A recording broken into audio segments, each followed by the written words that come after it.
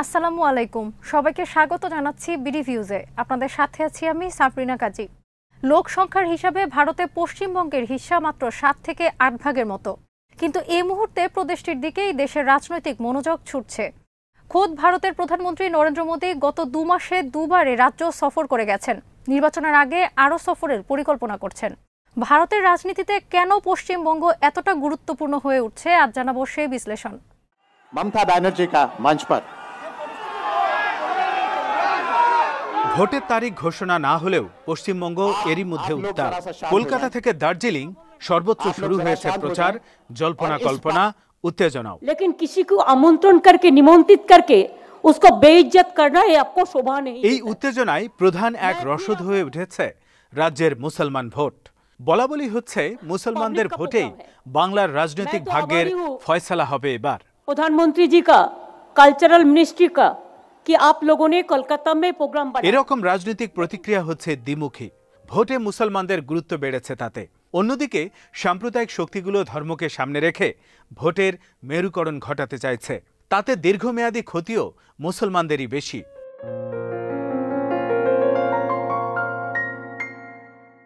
2011 সালের হিসাবে ভারতে মুসলমানদের সংখ্যা 14 ভাগ, কিন্তু কেন্দ্রীয় লোকসভায় মুসলমান সদস্য আছেন 27 জন, যা মোট সদস্যের মাত্র 5 ভাগ। তবে পশ্চিমবঙ্গে এই চিত্র অনেকখানি আলাদা।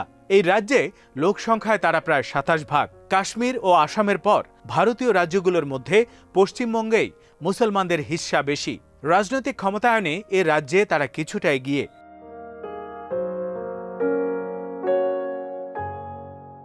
স্থানীয় বিধানসভায় 59 জন সদস্য আছেন মুসলমান, যা বিধানসভার সদস্যদের 20 ভাগ। রাজ্যের অন্তত 3টি জেলায় মুসলমানরা অমুসলমানদের চেয়ে বেশি।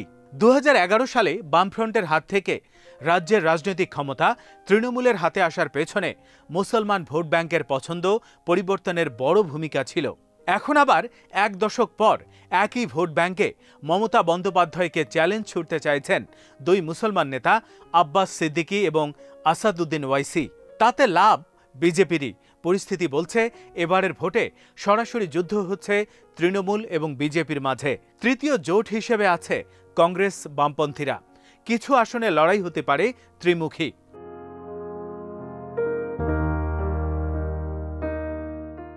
রাজ্যের সর্বশেষ নির্বাচন হয়েছিল 2019 সালে, সেটা ছিল লোকসভার ভোট। তখনকার হিসাবে দেখা গেছে তৃণমূল ও বিজেপির ভোটের ব্যবধান মাত্র 2 থেকে 3 ভাগ। তৃণমূল পেয়েছে ভোটের 43.3 ভাগ এবং বিজেপি পেয়েছে 40.7 ভাগ। এরকম প্রবণতা চলতে থাকলে এবার যে এই 2 দলে হাড্ডাহাড্ডি লড়াই হবে, সেটাই সকলের অনুমান।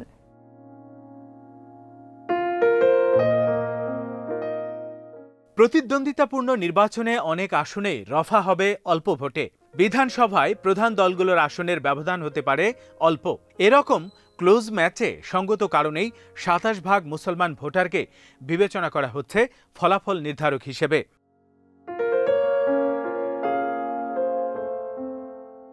এই রাজ্যের জেলাগুলোর মাঝে কেবল উত্তর দিনাজপুর, মুর্শিদাবাদ ও মালদায় মুসলমানরা সংখ্যাগরিষ্ঠ।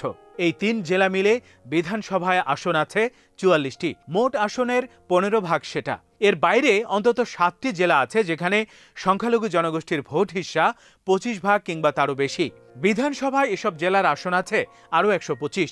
এভাবে প্রায় 10টি জেলার 1.5 শতাধিক আসনে মুসলমান ভোটাররা ফলাফলকে প্রভাবিত করার অবস্থায় রয়েছে।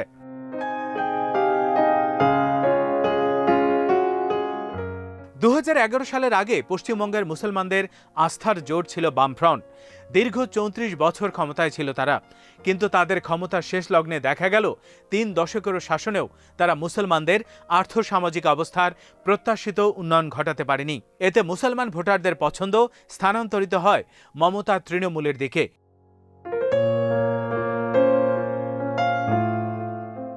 এই অদলবদল কিভাবে ঘটেছে সেটা পশ্চিমবঙ্গের গত 2টো লোকসভা নির্বাচনের ভোট বিশ্লেষণ করলেই টের পাওয়া যায়।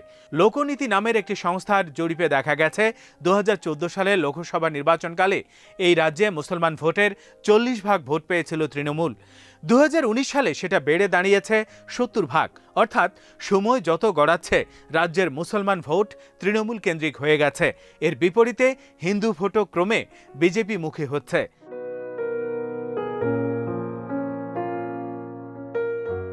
2014 সালে বিজেপি পেয়েছিল হিন্দু ভোটের 21 ভাগ, 2019-এ পরে নির্বাচনে পেয়েছে 27 ভাগ।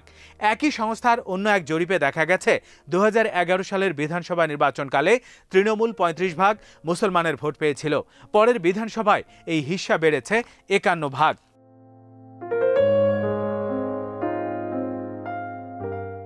এসব তথ্য থেকে দুটি বার্তা মেলে। পশ্চিমবঙ্গে ভোটে ধর্মীয় মেরুকরণ ঘটছে, তাতে করে তৃণমূলের জন্য মুসলমানদের ভোট বাড়তি মূল্যবান হয়ে উঠছে। সেটা আবার হিন্দু মুসলমানে রাজনৈতিক দূরত্ব বাড়াচ্ছে।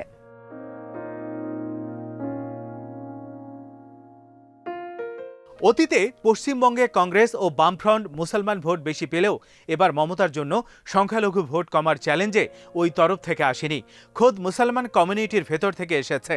ফুরফুরা শরীফের পীরজাদা আব্বাস সিদ্দিকী নতুন একটা দল করেছেন। আবার হায়দ্রাবাদের আসাদুদ্দিন ওয়াইসি ঘোষণা দিয়েছেন তার দল নিখিল ভারত মজলিসে ইত্তেহাদুল মুসলিমিন বা মিম আব্বাস সিদ্দিকীর ইন্ডিয়ান সেকুলার ফ্রন্টের সঙ্গে জোট করে পশ্চিমবঙ্গে নির্বাচনে অংশ নেবে। এই দুই মুসলমান প্রধান দল যদি জোট বেঁধে পশ্চিমবঙ্গ জুড়ে প্রার্থী দেয় তাহলে তৃণমূলের জন্য বিষয়টা উদ্বেগের।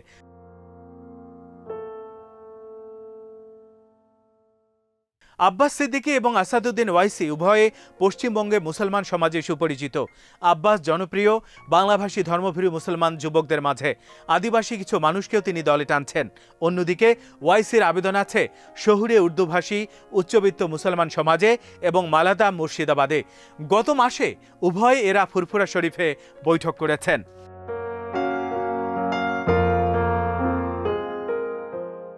ওয়াইসি বরাবরই ভারতের বিভিন্ন স্থানে মুসলমানদের বঞ্চনায় প্রতিবাদী।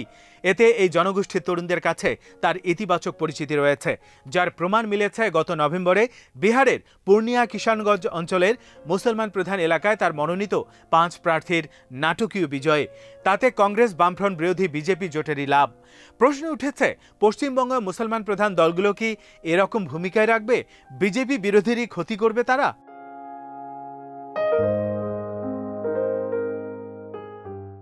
ফুরফুরার পীরজাদা কিংবা হায়দ্রাবাদের ওয়াইসি আলাদা বা জোটগতভাবে নির্বাচন করে পশ্চিমবঙ্গে আসনের হিসাবে কোনো সফলতা পাবে কিনা সর্বশেষ বিধানসভা বা লোকসভার ভোটের হিসাব থেকে সেরকম অনুমান করা শক্ত।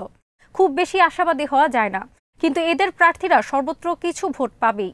বাম ও কংগ্রেসের সঙ্গে এদের জোট হতে পারে বলে শোনা যাচ্ছে।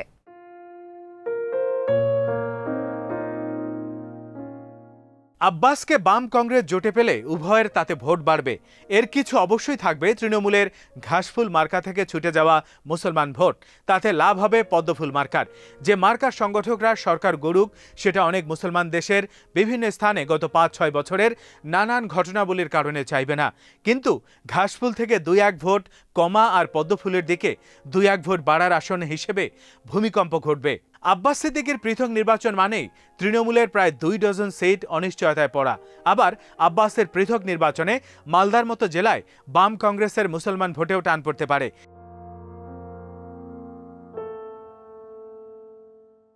তাহলে আব্বাস সিদ্দিকী ও আসাদুদ্দিন ওয়াইসি কি বিজেপির বিরোধীদের ভোট কাটতেই নেমেছেন? এরকম প্রশ্ন আছে ভোটের বাজারে। যদিও ওই দুই নেতা এসব গুজবকে তৃণমূলের প্রচার বলে উড়িয়ে দিচ্ছেন। তাদের মত হচ্ছে মুসলমানদের স্বতন্ত্র রাজনৈতিক শক্তি হয়ে ওঠা দরকার। তৃণমূল তাদের জন্য বিশেষ কিছু করেনি। সময় এসেছে নিজেদের বিশ্বাসের প্রার্থীকে ভোট দেওয়ার।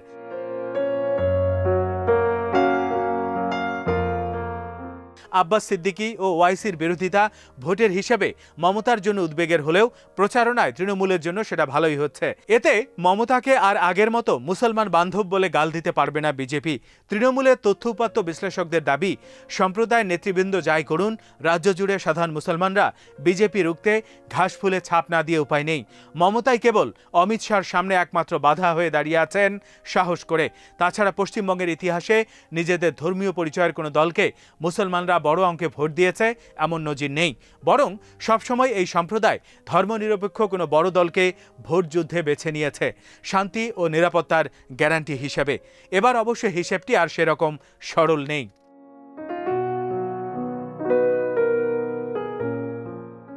আজ এখানেই শেষ করছি। সবাই ভালো থাকুন, সুস্থ থাকুন আর দেখতে থাকুন বিডি ভিউজ। চ্যানেলটি ভালো লাগলে সাবস্ক্রাইব করুন।